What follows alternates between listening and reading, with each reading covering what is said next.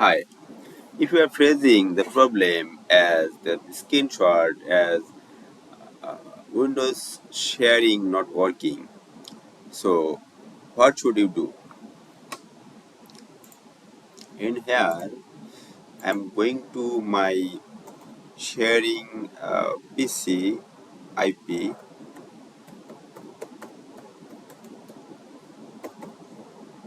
and hit enter.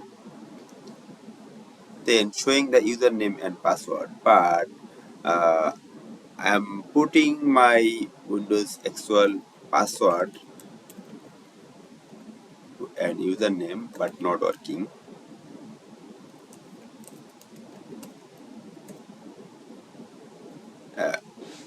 Each time returning the message as you cannot access the shared folder because your organization security policies block unauthenticated.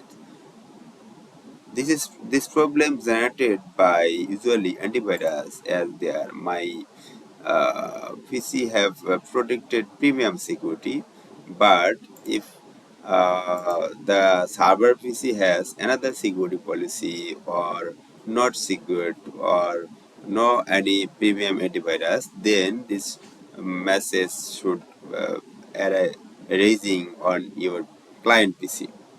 So, how to solve the problem without touching your server PC?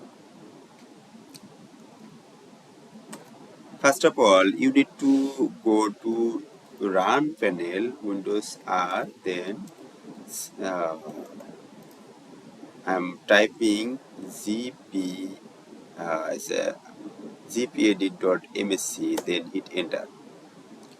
Then going to computer configuration, then administrative template,